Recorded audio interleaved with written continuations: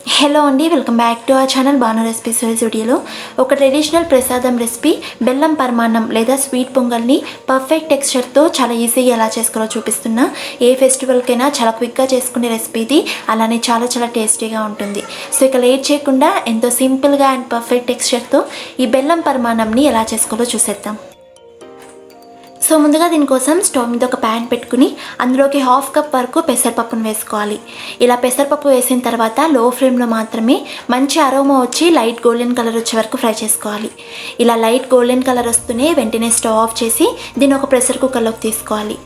ఇలా ప్రెషర్ కుక్కర్లో వేసుకున్న తర్వాత ఇందులోకి ఒక 1 కప్ వరకు బియ్యంని వేసి వీటిని ఒక 2 టైమ్స్ వరకు వాటర్తో బాగా వాష్ చేసుకోవాలి. ఇలా రైస్ని ఒక 2 టైమ్స్ వరకు బాగా వాష్ చేసుకున్న తర్వాత ఇందులోకి రైస్ అలానే పెసరపప్పు కలిపి 1.5 కప్ వరకు తీసుకున్నాం కాబట్టి టోటల్గా 4 కప్స్ వాటర్ అలానే 1 కప్ పాలను వేసుకోవాలి. మీకు పాలు వద్దనుకున్న వాళ్ళు టోటల్గా 5 కప్స్ వరకు వాటర్ని వేసి మూత పెట్టేసి హై ఫ్లేమ్లోనే 4 విజిల్స్ వచ్చే వరకు కుక్ చేసుకోవాలి. ఇలా 4 విజిల్స్ వచ్చిన తర్వాత స్టవ్ ఆఫ్ చేసి ప్రెషర్ అంతా పోయిన తర్వాత మూత తెరిచి వీడియోలో చూపిస్తున్నట్టు ఇలా గెరటితో అన్నంని అలానే పెసరపప్పుని మెత్తగా మ్యాష్ చేసుకోవాలి. ఇలా వీడియోలో చూపిస్తున్నట్టు మెత్తగా మ్యాష్ చేసుకున్న తర్వాత దీన్ని కాసేపు పక్కనుంచుకుని స్టవ్ మీద ఒక ప్యాన్ పెట్టుకుని అందులోకి 1 కప్ బెల్లం తురుమును వేసుకోవాలి.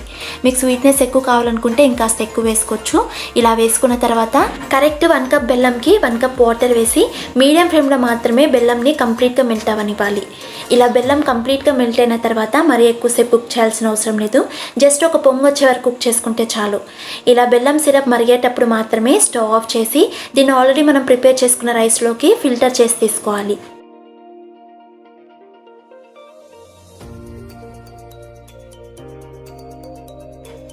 ఇలా బెల్లం సిరప్ని కంప్లీట్గా ఫిల్టర్ చేసుకున్న తర్వాత ఈ వెజల్ని స్టవ్ మీద పెట్టేసి బాగా మిక్స్ చేసుకుంటూ లో ఫ్లేమ్లో మాత్రమే కాస్త చిక్కగా అయ్యే వరకు కుక్ చేసుకోవాలి. సో ఈ రైస్ అనేది బెల్లం సిరప్ని బాగా అబ్జర్వ్ చేసి కాస్త చిక్కగా అవ్వాలి. సో దీనికి సుమారు ఒక 2 మినిట్స్ పాటు టైం పడుతుంది, కానీ లో ఫ్లేమ్లో మాత్రమే కుక్ చేసుకోండి.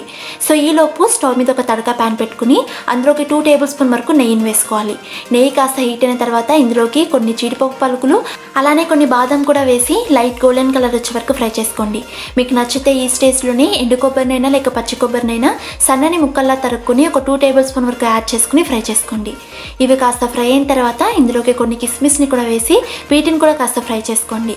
ఇవి బాగా ఫ్రై అయిన తర్వాత స్టవ్ ఆఫ్ చేసి ఆల్రెడీ కుక్ అవుతున్న స్వీట్ పొంగల్లోకి వేసి ఒక 1 టేబుల్ స్పూన్ వరకు నెయ్యిని కూడా వేసి ఒకసారి బాగా మిక్స్ చేసుకోవాలి. మీకు కావాలనుకుంటే ఇంకాస్త ఎక్కువగా అయినా నెయ్యిని యాడ్ చేసుకోవచ్చు. ఎంత ఎక్కువగా వేస్తే అంత టేస్ట్ వస్తుంది. సో ఇలా వేసి ఒకసారి బాగా మిక్స్ చేసుకున్న తర్వాత చూసారు కదా, ఇది బాగా చిక్కబడింది.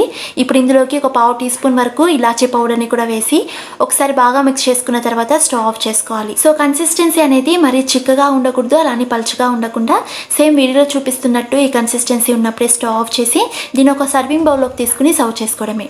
సో చూసారు కదా, ఎంతో సింపుల్గా అండ్ ఈజీగా పర్ఫెక్ట్ టెక్స్చర్తో ఈ స్వీట్ పొంగల్ రెసిపీని ఎలా చేసుకోవాలో. సో ఈ వీడియో మీకు నచ్చినట్టయితే వీడియోని లైక్ చేసి మరిన్ని టేస్టీ అండ్ హెల్తీ రెసిపీస్ కోసం మన ఛానల్ని సబ్స్క్రైబ్ చేసుకుని అలానే పక్కనే ఉన్న బెల్ ఐకాన్ కూడా ఇచ్చేయండి.